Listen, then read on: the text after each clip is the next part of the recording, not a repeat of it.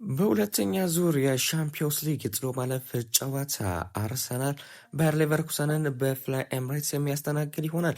የመጀመሪያ ዙሩን ጨዋታ በሌቨርኩሰን ሜዳ የተካሄደ ሲሆን አንዳቻ በሆነ ውጤት ነበር ጨዋታው የተጠናቀቀው። አሁን ደግሞ የመልስ ጨዋታ በፍላይ ኤምሬትስ በትልቁ ስታዲየማችን የምናስተናግድ ይሆናል። ባየር ሌቨርኩሰንን በጨዋታው ምን ልናይ እንችላለን? አርሰናል ይህንን ጨዋታ ቀልብሶ የማለፍ እድል አለ ወይ? አሸንፎ ይህንን ጨዋታ የማለፍ እድል አለ ወይ? እንዲሁም ደግሞ ግምታዊ አሰላለፍም እንዲሁም የተለያዩ በጨዋታው ልናያቸው የምንችላቸውን ነገሮችና ወቅታዊ የአርሰናል የጉዳት ዜናዎች እንዲሁም የተለያዩ ዜናዎችን በአጠቃላይ አድርጌ በዚህ ፕሮግራም ይዤላችሁ መጥቻለሁ። እስከ መጨረሻው ድረስ እንድትከታተሉ ላይክና ሰብስክራይብ እንታደርጉ ስል በትህትና እንጠይቃችኋለን። እንደማትሳፍሩን እናምናለን። አርሰናል እንግዲህ ይህንን ጨዋታ በግዴታ የማሸነፍ እንግዲህ ዕጣ ፈንታ ደርሶታል ወይም ደግሞ በግዴታ ማሸነፍ አለበት። ምክንያቱም ደግሞ የመጀመሪያ ዙሩን ጨዋታ በሌቨርኩሰን ሜዳ የተካሄደውን ጨዋታ በአንዳቻ ውጤት ማጠናቀቁን ተከትሎ ይህንን ጨዋታ ባየር ሌቨርኩሰንም ግዴታ ማሸነፍ አለበት ወደ ቀጣዩ ዙር ለማለፍ። አርሰናልን በተመሳሳይ ወደ ቀጣዩ ዙር ለማለፍ ይህንን ጨዋታ ግዴታ ማሸነፍ አለበት። በተለይም አርሰናል አንዳቻ ጨዋታውን ጨርሶ መምጣቱ እጅግ በጣም መልካም ዜና ነው። ምክንያቱም ደግሞ 1-0 በ46ኛው ደቂቃ እንግዲህ ሲመራ ነበረ። ከዛም በኋላ ሊጠናቀቅ ነው ተብሎ በሚጠበቅበት ሰዓት ላይ ማድዌኬ ፔናልቲ አስገኘ። ከዛም በኋላ ሃቨርትዝ ወደ ጎል ቀየራት ማለት ነው። ስለዚህም ለአርሰናል እጅግ በጣም መልካም ውጤት ነው ማለት እንችላለን። በተለይም ከመሸነፍ አቻ እጅግ በጣም መልካም ነው። በተለይም በአውሮፓ ሻምፒዮንስ ሊግ 1-0 እየመራ ወደ ሌላ ክለብ ሜዳ መሄድ እጅግ በጣም ያነቃቃል። እጅግ በጣም ለማሸነፍ እጅግ በጣም ሙከራ ታደርጋል። ነገር ግን አንዳቻ በሜዳ ከጨረስክ የሚቀጥለውን ጨዋታ በቃ በሜዳቸው ደግሞ ይገርፉኛል፣ በሜዳቸው በቃ እንደዚህ በጣም ዶሚኔት አድርገው ይጮታሉ። በሜዳችን እንደዚህ ካስጨነቁን በሜዳቸው ደግሞ በቃ ያልቅልናል ብለው አይምሯቸው ሜንታሊቲ በጣም ጫና ውስጥ ይገባል። በጣም በሜንታሊቲም እጅግ ይጎዳሉ። በተለይም ባለቀ ሰዓት ማስቆጠራችን ደግሞ ሞራላቸውን ያከሽፈዋል ማለት ነው። አርሰናል ደግሞ ባለቀ ሰዓት ማስቆጠሩ አንዳቻ ውጤት መጠናቀቁ ለአርሰናል እጅግ በጣም መነቃቃትን ይፈጥራል ብዬ አስባለሁ። ምንም እንኳን በጨዋታው ላይ አሪፍ እንቅስቃሴን ባናሳየም በጣም የወረደውን አርሰናል ብንመለከትም እንደ ድል ፍጹም ቅጣት ምት አገኘን እንጂ ጎል ማስቆጠሩላ ማይገባን አይነት ቡድን ቢሆንም ያሳየነው እንቅስቃሴ በሌቨርኩሰን ሜዳ። ነገር ግን እንደ ድል ሆኖ በተለይም በዚህ ውድድር ዘመን እጅግ በጣም እድል ከኛ ጋር ናት ብዬ አስባለሁ። በተለይም የሚደርሰን ድልድል በኤፍኤ ካፑም እንዲሁም ደግሞ በተለያዩ በሻምፒዮንስ ሊጉ ሳይቀር ራሱ የሚደርሱን ቡድኖች ለምሳሌ እነ ማንቸስተር ሲቲ፣ እነ ቶተንሃም፣ ሌሎችም ክለቦች የደረሳቸውን ክለቦች ስናይና አርሰናል የደረሰውን ክለብ ስናይ እጅግ በጣም የማይገናኝ ነው። ለምሳሌ ቼልሲ ከፒኤስጂ ጋር ነው። ከእንደገና ሲቲ ከሪያል ማድሪድ ጋር ነው። ቶተንሃም ከአትሌቲኮ ማድሪድ ጋር ነው። ከእንደገና ደግሞ ኒውካስትል ዩናይትድ ከባርሴሎና ጋር ነው። ይህም የሚያሳየው በጣም ጠንካራ ጨዋታዎችን የደረሳቸው የእንግሊዝ ቡድኖች በአጠቃላይ ማለት በሚቻል ሁኔታ። ነገር ግን አርሰናል ባየር ሌቨርኩሰን በሊጉ ራሱ ኦልሞስት ወደ 6ኛ ደረጃ ላይ ነው የሚገኘው ባየር ሌቨርኩሰን።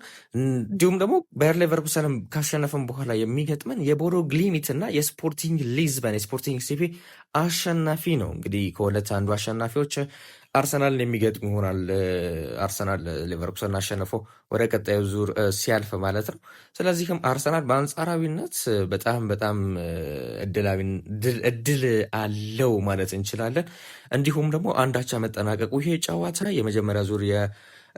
መጀመሪያ ዙር በሌቨርኩሰን የተደረገውን ጨዋታ እጅግ በጣም እድለኛ ነው። ለአርሰናል እጅግ በጣም ጠቃሚ ይመስለኛል። ምክንያቱም ደግሞ ያለምንም ፕሬዠር ያለምንም ጫና ቢያንስ እንኳን አንድ ጎል አግብተው ይህንን ጨዋታ ዘግቶ ማሸነፍ ይችላል። 2 ጎልም 3 ጎልም በቃ ፈለገው ብቻ ማሸነፍ ብቻ ይበቃዋል። ይሄ ያለ 2-0 ማሸነፍ 3-0 ማሸነፍ ተሸንፌ ነው የመጣሁት መቀልበስ አለብኝ 2-1 3-0 ምናምን አድርጌ ማሸነፍ አለብኝ የሚል ጫና ውስጥ አይገባም። ለምሳሌ ቼልሲ በሜዳ የሚያደርገውን ጨዋታ 3-0 ማሸነፍ አለበት። ቢያንስ እንኳን ወደ ቀጣዩ ዙር ወደ ፍጹም ቅጣት ምት ወይም 30 ደቂቃ እንዲጨመር ራሱ 3 ጎል ማስቆጠር አለበት። ኦልሞስት 4 ጎል ማስቆጠር አለበት ብለን እናስባለን። ቶተንሃምን በተመሳሳይ 4 ጎል ማስቆጠር አለበት ወደ ቀጣዩ ዙር ማለፍ ከፈለገ። ከእንደገና ሌሎቹ ምድሮች ማንቸስተር ሲቲን በተመሳሳይ 4 ጎል ማስቆጠር አለበት ወደ ቀጣዩ ዙር ማለፍ ከፈለገ። ሪያል ማድሪድ ላይ ነገር ግን አርሰናልን ስንመለከት 1-0 ነው እንግዲህ ጨዋታውን ማሸነፍ የሚጠበቅበት። በቃ ማሸነፍ ብቻ ይጠበቅበታል። በፈለገው ውጤት ማሸነፍ አቻ አይጠበቅበትም፣ ነገር ግን ማሸነፍ ይጠበቅበታል። ማሸነፍና ማሸነፍ ብቻ። ሊቨርፑልን ስንመለከት 2-0 ማሸነፍ አለበት። አንድ ጎል ከገባበት እጅግ በጣም ጫና ውስጥ ይገባል፣ ችግር ውስጥ ይገባል። ምክንያቱም ደግሞ አንድ ጎል ባስቆጠሩ ቁጥር አሁን ለምሳሌ ጨዋታቸውን 1-0 ነው በጋላታሳራይ ሜዳ የጨረሱት። ስለዚህም በሊቨርፑል ሜዳ አንድ ጎል ከገባባቸው በግዴታነት 3 ጎል ማስቆጠር አለባቸው ወደ ቀጣዩ ዙር ለማለፍ ማለት ነው። ይህም እንግዲህ ሊቨርፑል እጅግ በጣም ፈተና ውስጥ የሚከት ጉዳይ ነው። ነገር ግን አርሰናል ስንመለከት ባለቀ ሰዓት ፍጹም ቅጣት ምት አግኝተን ያለምንም ፕሬሸር አንድ ጎል በሴት ፒስም በምንም እንዴትም ብለን አንድ ጎል ማስቆጠር ያቀተናል። በተለይ በፍላይ ኤምሬትስ ስታዲየም ያውም ደግሞ በመጀመሪያውም ዙር ጨዋታ ያን ያህል ጠንካራውን ባየር ሌቨርኩሰን አልተመለከትንም። ጠንካራ ስላልሆንን ነው እንጂ እኛ አርሰናሎች በጨዋታው ላይ እንጂ ጠንካራውን ባየር ሌቨርኩሰን የሚያጠቀውን የሚከላከለውን ሌቨርኩሰን አልተመለከትነውም። ያገኘናቸውን አጋጣሚዎች አልጠቀምንም። ሲጀመርም አጋጣሚ ቻንሶችን ክሬት ለማድረግ ራሱ ብዙ ሙከራዎችን ስላደርግ አልነበረም እንጂ መጫወት ብንፈልግ ኑሮ በጣም ማሸነፍ የምንችለው ጨዋታ ነበር። አሁን ላይ እንግዲህ እድል አግኝተናል። በሁለተኛ ዙር የፍላይ ኤምሬትስ ጨዋታ ላይ ውለውል ዶሚኔት አድርገን ይህንን ጨዋታ ለማሸነፍ የተቻለ ሁሉ እናደርጋለን ብለን እናስባለን።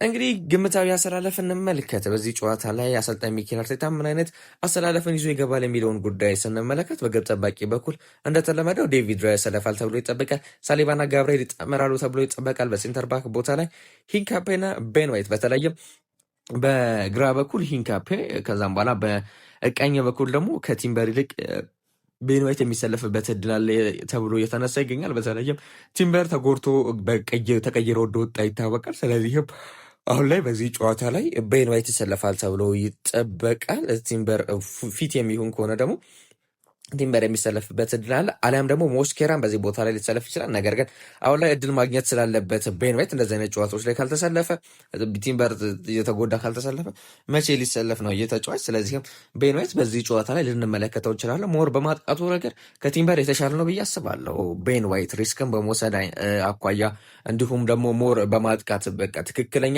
የራይት ባክ የሚመስለው ቤን ዋይት ነው። ምንም እንኳን የእግር ኳስ ህይወቱን የጀመረው በሴንተር ባክ ቦታ ሆኖ ቢሆንም እንዲሁም ደግሞ ወደ አርሰናል ሲመጣ ሴንተር ባክ እንዲጫወት ተብሎ የመጣ ቢሆንም ነገር ግን በራይት ባክ በኩል ተቀይሮ ተጫወቱ እንግዲህ ጨዋታ ስታይሉን ቀይሮ ነገር ግን ምርጥ ነው። በደንብ ነው የሚያጠቀው፣ በደንብ ነው ሪስክ የሚወስደው፣ በቦታው ላይ በደንብ ይገኛል ከቲምበር የበለጠ። ነገር ግን ቲምበርን ስናየው በመከላከሉ እንጂ በማጥቃቱ ረገድ እስከዚህም ነው። ምንም እንኳን በርካታ አሲስቶችን ቢያደርግ በርካታ ጎሎችን ቢያስቆጥርም በቆሙ ኳሶች፣ እንዲሁም ደግሞ ከአንድ የራይት ባክ የሚጠበቀው ከጎል ይልቅ አሲስት ነው። አሲስቶችንም ቢያደርግ ከነ ኢንካፔ ከነ ካላፊዮሪ፣ ነገር ግን ቤን ዋይት ከሱ የተሻለ የማጥቃት የሚያጠቅ አይነት ባህሪ ያለው ተጫዋች እንደሆነ ይታወቃል። ስለዚህም በዚህ ጨዋታ ላይ ሞር አርሰናል ይህንን ተጫዋች መጠቀሙ በተለይ ጎል ስለሚያስፈልገው አርሰናል ይህንን ተጫዋች መጠቀሙ መልካም ነው ብዬ አስባለሁ። የእናንተን ሀሳብ አስተያየት አሳውቁኝ። እንዲሁም ደግሞ በመሀል ሜዳ ላይ ደግሞ ዙቢሜንዲና ራይስ ተጣምሮ ይሰለፋሉ ተብሎ ይጠበቃል። በ6 ቁጥር ቦታ ላይ እንግዲህ በደብል ፒቮት ነው ይገባል ተብሎ የሚጠበቀው። እንግዲህ በራይስን በዙቢሜንዲም ብዙ ጊዜ አርሰናል ሲገባ ሞር የሚከላከል እንጂ የሚያጠቃ ቡድን እንዳልሆነ ይታወቃል። በተለይም በራይስ በ6 ቁጥር ቦታ ተሰልፈው ከዛም በኋላ በ10 እና በ8 ቁጥር ቦታ ላይ ሌሎች ተጫዋቾች ከዙቢሜንዲ ይልቅ ሌሎች ተጫዋቾች ቢሰለፉ ባይ ነኝ። ኤቨሬቺ እና ኦዴጋርድ ካለ ኦዴጋርድ ከሀቨርትስ ትንሽ ኳሰር አይዝልህም። ኳሰር ብዙም በተለይ በመሀል ሜዳ ሲሆን ያስበልጣል፣ መሀል ሜዳውን ያስበልጣል እንጂ አሪፍ ነበር። ነገር ግን ሌሎች ተጫዋቾች አሉ በመሀል ሜዳ ላይ እንደነ ማክስ ዶማን በዚህ ጨዋታ ላይ ቢሰለፉ አሪፍ ነው በቸው ብዬ አስባለሁ። ትንሽ ጊዜ ያስፈልገዋል። ያው ገና ካሁኑ በአንዴው ጫና እሱ ላይ ማሳደር አያስፈልግም። ነገር ግን ቀስ እያለ ይህን ቦታ እንግዲህ ከዙቢሜንዲ ነጥቆ ራይስን ሰጥቶ ይህንን ቦታ የ6 ቁጥር ቦታውን ከዛም በኋላ ኤቨሬቺ እና ማክስ ዶማንን ወይም ደግሞ ቡካዮ ሳካና ኤዜን ቢሰለፍ ባይ ነኝ። የእናንተን ሀሳብ አስተያየት በኮሜንት ላይ አሳውቁኝ። ከዛም በኋላ በ10 ቁጥር ቦታ ላይ ደግሞ ኤቨሬቺ ኤዜ ተሰልፎ ይጮታል ተብሎ ይጠበቃል። በግራ የዊንግ ቦታ ላይ ማርቲኔሊ፣ በቀኝ በኩል ደግሞ ቡካዮ ሳካ አላም ኖኒ ማድዋኬ ሊሰለፍ የሚችልበት እድል አለ። ሞስት ፕሮባብሊ ቡካዮ ሳካ ሊሰለፍ ይችላል። ከዛም በኋላ በ9 ቁጥር ቦታ ላይ ቪክተር ዮኮሬስ ይሰለፋል ተብሎ ይጠበቃል። ባለፈው የኤቨርተን ጨዋታ ላይ ራሱ በሚገባ ያሳየው ቪክተር ዮኮሬስ ከሀቨርትስም ከጋብርኤል ሄሱስም በጣም የተሻለ ተጫዋች እንደሆነና በተለይም በጉልበትም በምንም የተሻለ ተጫዋች እንደሆነ ተመልክተናል። ጎልንም አስቆጥሯል። እንዲሁም ደግሞ ተጫዋቹ በተፈለገበት ቦታ እንደሚገኝ መመልከት ችለናል፣ ያን የኤቨርተን ጨዋታ ላይ ማለት ነው። ስለዚህም ቪክተር ዮኬሬስ ይሰለፋል ተብሎ ይጠበቃል። እንግዲህ ግምታዊ አስተላለፍ ይህን ይመስላል። አርሰናል ይሄንን ጨዋታ እኔ በግሌ 2-0 3-0 በሆነ ውጤት ያሸንፋል። ቪክተር ዮኬሬስ 2 ጎል ያስቆጥራል ብዬ አስባለሁ። አሊያም ደግሞ የመጀመሪያ ትሪኩን የሚሰራበት እድል አለ ብዬ አስባለሁ። የእናንተን ሀሳብ አስተያየት በኮሜንት ላይ ብታሳውቁኝ እጅግ ደስ ይለኛል። ለዛሬ ያዝላችሁ ፕሮግራም ይህን ይመስል ነበር። እስከ መጨረሻው ድረስ ተከታተላችሁን ላይክ እና ሰብስክራይብ ስለምታደርጉን እጅግ አድርገን እናመሰግናለን። መልካም ጊዜ